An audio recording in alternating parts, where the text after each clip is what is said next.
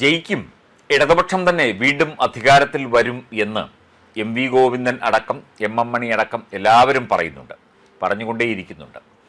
വലിയ പ്രതീക്ഷയിലാണ് LDFും. 75 മുതൽ 80 സീറ്റുകൾ വരെ ലഭിക്കും എന്നുള്ള ഒരു പ്രതീക്ഷയാണ് ഇപ്പോൾ ഇടത് കേന്ദ്രങ്ങൾ വച്ചു പുലർത്തുന്നത്.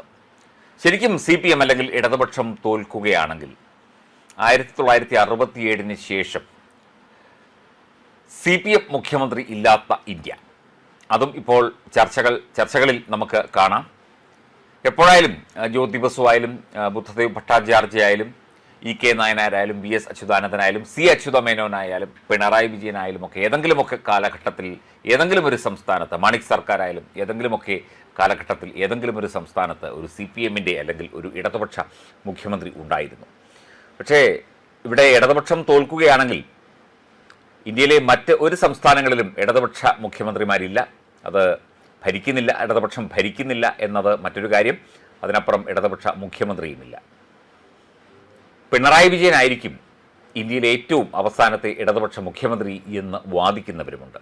ഇതൊരു രാഷ്ട്രീയ പ്രതിസന്ധിയാണ് CPMനെ സംബന്ധിച്ചിടത്തോളം. അവരുടെ ആശയങ്ങളുടെ അല്ലെങ്കിൽ അവരുടെ വിപ്ലവ ചിന്തകളുടെയൊക്കെ തന്നെ പിന്നാലെ പോയ ഒരുപാട് പേർ ഒരു കാലഘട്ടത്തിൽ ഇന്ത്യയിൽ പല സംസ്ഥാനങ്ങളിലും ഉണ്ടായിരുന്നു. പക്ഷേ ആ വിപ്ലവ പ്രസ്ഥാനങ്ങളെയോ അല്ലെങ്കിൽ അത്തരത്തിലുള്ള പുരോഗമനവാദത്തെയോ ഒക്കെ തന്നെ മറികടന്നുകൊണ്ട് അക്രമ രാഷ്ട്രീയത്തിൻ്റെയും അല്ലെങ്കിൽ ഏകാധിപത്യത്തിൻ്റെയും മനുഷ്യരെ അടക്കി ഭരിക്കുന്ന, അതായത് വിരട്ടിയും അടക്കിയും ഭരിക്കുന്ന രീതിയിലേക്ക് കാര്യങ്ങൾ എത്തിയതോടെ പുതിയ കാലത്ത് ജനങ്ങൾക്ക് കാര്യങ്ങൾ മനസ്സിലായി. അങ്ങനെ ത്രിപുരയിലും ബംഗാളിലും അടക്കം ഇടതുപക്ഷത്തിന് ഭരണം നഷ്ടമാവുകയായിരുന്നു.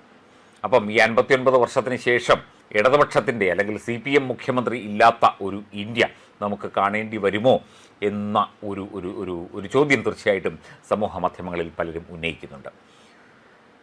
ഇടതുപക്ഷം ജയിക്കുകയാണെങ്കിൽ പ്രശ്നമില്ല, കാരണം പിണറായി വിജയൻ ഉണ്ടായിരുന്നു ഇതുവരെ. ഇനി അങ്ങോട്ട് പിണറായി വിജയൻ അല്ലെങ്കിൽ പിണറായി വിജയന് പകരം വരുന്ന CPMന് തന്നെ ആയിരിക്കുമല്ലോ മുഖ്യമന്ത്രി സ്ഥാനം, പുതിയ ഒരു മുഖ്യമന്ത്രി. അപ്പം ഇന്ത്യയിൽ ഏതെങ്കിലും ഒരു സംസ്ഥാനത്തെങ്കിലും ഒരു ചെറിയ സാന്നിധ്യമെങ്കിലും ആകാൻ കഴിയുന്നു എന്നത് CPMന് ഇടതുപക്ഷത്തിന് ആശ്വസിക്കാം. കനൽ ഒരു തരി മതി എന്നൊക്കെ പറയാൻ വളരെ എളുപ്പമാണ്. ഒരു തരി കനൽ വലിയ അഗ്നിജ്വാലയായി മാറും, അല്ലെങ്കിൽ വലിയ തീയായി ഇന്ത്യയെ മൊത്തം വിഴുങ്ങും എന്നൊക്കെ പറയാൻ രസകരമായ കാര്യമാണ്. പക്ഷേ അതൊന്നും ഇന്ത്യയിലെ മറ്റ് സംസ്ഥാനങ്ങളിലെ ജനങ്ങൾ അതൊന്നും അംഗീകരിച്ച മട്ടില്ല എന്നുള്ള കാര്യം നമുക്ക് ബോധ്യമായി കഴിഞ്ഞു. ത്രിപുരയിലും ബംഗാളിലും, ഇപ്പം ബംഗാളിൽ നാളെ തെരഞ്ഞെടുപ്പ് ഫലമറിയാം. ബംഗാളിൽ അവിടെ ആ പോയ വഴി പുല്ലുകെടുക്കാത്ത അവസ്ഥയിലേക്ക് CPM എത്തും എന്നുള്ള കാര്യത്തിൽ തർക്കമില്ല എന്നാണ് തൃണമൂലും അതുപോലെ തന്നെ BJP വൃത്തങ്ങളും ഒക്കെ തന്നെ പറയുന്നത്. എക്സിറ്റ് പോളും അതുതന്നെയാണ് സൂചിപ്പിച്ചത്. ഭരിച്ചിരുന്ന സംസ്ഥാനങ്ങളിലൊന്നും ഒരു MLA പോലും ഇല്ലാതെ, അല്ലെങ്കിൽ പേരിന് 1-2 MLA ആയി മാറുന്ന MLA-മാരുമായി മാറുന്ന ഒരു പാർട്ടി CPMനെ, ഇടതുപക്ഷത്തെ നമുക്ക് കാണേണ്ടി വരുന്നത് സങ്കടകരമാണ്. പക്ഷേ കർമ്മം എന്നൊന്നുണ്ട്. കർമ്മഫലം ആരായാലും അനുഭവിക്കും. താൻ നിരന്തരം ചെയ്യുന്ന കർമ്മങ്ങൾ താൻ അനുഭവിച്ചിടുകന്നേ വരൂ. ഇത്രയും കാലം ജനങ്ങളെ അടക്കി ഭരിക്കുകയും കിരാതാത്മകമായ ഭരണം കാഴ്ചവെക്കുകയും നന്ദിഗ്രാം സിംഗൂറുമൊന്നും ബംഗാൾ ജനത ഇനിയും മറന്നിട്ടില്ല. ഇവിടുത്തെ കേരളത്തിലെ കാര്യം ഇപ്പം തുടർഭരണം കിട്ടി, അതുകൊണ്ട് കേരളത്തിലൂടെ അങ്ങൊരു പുതിയ ഒരു ഇടതുപക്ഷത്തെ സൃഷ്ടിച്ചെടുക്കാം, ഇടതുപക്ഷത്തെ ദുർബലമായ ഇടതുപക്ഷത്തെ ശക്തിപ്പെടുത്തിയെടുക്കാം എന്നുള്ള ഒരു തോന്നലൊക്കെ ഉണ്ടായിരുന്നു. പക്ഷേ ഈ തെരഞ്ഞെടുപ്പോടുകൂടി അതും ഏതാണ്ട് അസ്തമിക്കുന്ന അവസ്ഥയിലാണ് എന്നാണ് പൊതുവെ നിരീക്ഷകർ പറയുന്നത്.